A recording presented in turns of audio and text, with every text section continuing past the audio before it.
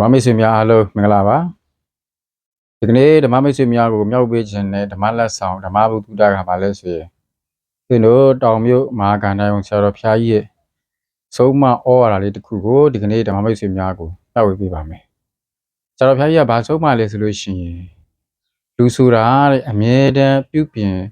ပြောင်းလဲပေးနေရမယ်တဲ့ဘယ်လောက်ထိပြုပြင်ပြောင်းလဲရမလဲဆိုလို့ရှိရင်သေတဲ့အချိန်ထိကိုပြုပြင်ပြောင်းလဲမှုတွေလုပ်ပေးရမယ်ဆိုပြီးတော့ဒီလိုလေးမိန့်ထားတာရှိပါတယ်။ဒါကြောင့်ကိုယ်မှာဘယ်လိုအပြစ်တွေရှိနေလဲဘယ်လိုချိုးရင်းချက်တွေရှိနေလဲဆိုတာကိုအမြဲတမ်းတတိထားပြီးတော့ကိုယ့်ရဲ့ကာယကံအဖြစ်တော်လည်းကောင်းဝစီကံအဖြစ်လည်းကောင်းမနောကံအဖြစ်တော်လည်းကောင်းတစ်ခုမကောင်းတာတွေလုံးမိထားတယ်ဆိုရင်ကိုယ်ကတတိထားပြီးတော့အမြဲတမ်းပြုပြင်ပြောင်းလဲနေရမယ်။ဘုန်းကြီးတို့လူသားတွေအားလုံးကပုထုဇဉ်လူသားတွေဖြစ်တဲ့အမှားနဲ့မကင်းနိုင်ပါဘူး။အမှားယွင်းဆိုတာရှိမှာပဲ။အဲ့တော့အဲ့အမှားယွင်းတွေကိုအမြဲတမ်းတတိထားပြီးတော့အမြဲတမ်းပြုပြင်ပြောင်းလဲနေရမယ်။ဘယ်ချိန်ထိပြုပြင်ပြောင်းလဲရမလဲလို့မေးလို့ရှိရင်တော့ဆရာတော်ဖျားကြီးမိန့်တယ်လို့ပဲတည်တဲ့ချိန်ထိပြုပြင်ပြောင်းလဲနေရမယ်။ဘာကြောင့်တည်တဲ့ချိန်ထိပြုပြင်ပြောင်းလဲနေရတယ်ဆိုလို့ရှိရင်တော့ပုထုဇဉ်လူသားတွေဖြစ်နေလို့ပဲ။လောဘတွေရှိတယ်ဒေါသတွေရှိတယ်မောဟတွေရှိတယ်။ဒီတရားတွေနှိမ့်ဆက်လာပြီဆိုလို့ရှိရင်လူကဒါ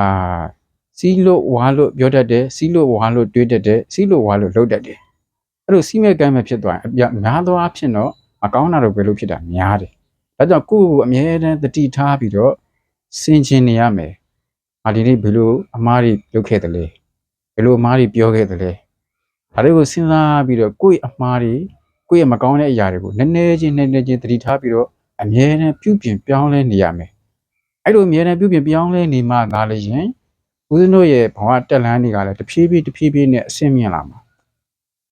ဒါကြောင့်ဆရာတော်ဘုရားကြီးပြောသလိုပဲလူဆိုတာအမြဲတမ်းပြုပြင်ပြောင်းလဲနေရမယ်ဘယ်ချိန်ထိပြုပြင်ပြောင်းလဲနေရမလဲလို့မေးလို့ရှိရင်သေတဲ့အချိန်ထိပြုပြင်ပြောင်းလဲနေရမယ်အဲ့ဒါမှသာလျှင်စိတ်ချရမှာအဲ့တော့ဦးဇင်းတို့မှန်ကြည့်တယ်လို့ပေါ့နော်မှန်ကြည့်လိုက်တဲ့ဘုရားကြီးနဲ့ကိုယ့်မျက်နှာမှာဘယ်လိုအစွမ်းထွန်းတွေရှိနေသလဲဆိုတာကိုအမြဲတမ်းမှန်ကြည့်ပြီးတော့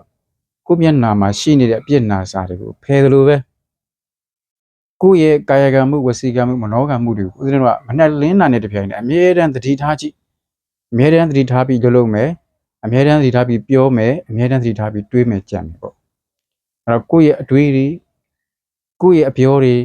ကိုယ့်ရဲ့လုပ်ငန်းတွေကိုယ့်ရဲ့လှုပ်ဆောင်မှုတွေဘယ်နေရာမှာမှားနေတယ်လဲဆိုတာကိုယ့်ရဲ့မျက်နှာမှာမှန်ကြည့်တယ်လို့ပဲအမြဲတမ်းသတိနဲ့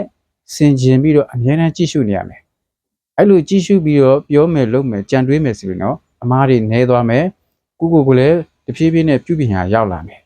အဲ့လိုအမြဲတမ်းပြုပြင်ပေးခြင်းအပြင်ဘုန်းကြီးတို့တွေဘဝတစ်ခုကိုရှင်သန်ရမယ်ယက်တည်ရမယ်ပေါ့ဒီလိုရှင်သန်ယက်တည်မယ်ဆိုလို့ရှိရင်အမြဲတမ်းပြုပြင်ပြောင်းလဲမှုတွေလုပ်နေတဲ့သူတစ်ယောက်ကအမားတွေနည်းလာမယ်ကောင်းတာတွေကိုလုပ်ဖြစ်လာမယ်တဖြည်းဖြည်းနဲ့ဘဝရဲ့အဓိပ္ပာယ်ကိုတဖြည်းဖြည်းနဲ့ပို့ပြီးနားလည်ပြီးတော့တကယ်အနှစ်သာရရှိတဲ့လုပ်ငန်းတွေကိုလုပ်ဖြစ်လာလိမ့်မယ်လို့သင်ကတော့မြင်ပါတယ်။ဒါကြောင့်ဓမ္မမိတ်ဆွေများကိုသင်ကြံပြုတာကကိုအမြဲတမ်းပြုပြင်ပြောင်းလဲမှုတွေလုပ်ပါအမြဲတမ်းပြင်စရာရှိတာပြင်ပါအမြဲတမ်းသတိထားပြီးတော့ဆင်ခြင်ပါငါဘာအမှားတွေလုပ်ခဲ့တယ်လဲငါဘာတွေအမှားတွေပြောခဲ့တယ်လဲငါဘယ်လိုအမှားတွေကြံနေတယ်လဲဆိုတာကိုအမြဲတမ်းဆင်ခြင်ပြီးတော့အမြဲတမ်းပြုပြင်ပြောင်းလဲပြီးတော့နေပါဒါဆိုလို့ရှိရင်ဓမ္မမိတ်ဆွေများရဲ့ဘဝအဓိပ္ပာယ်ကလည်းပို့ပြီးတော့အနှစ်သာရရှိလာမယ်ပို့ပြီးတော့ပြည့်စုံလာလိမ့်မယ်လို့ဦးဇင်းကတော့မြင်ပါတယ်ဓမ္မမိတ်ဆွေများအားလုံးကိုယ်စိတ်နှဖျားကျမ်းမာချမ်းသာကြပါစေ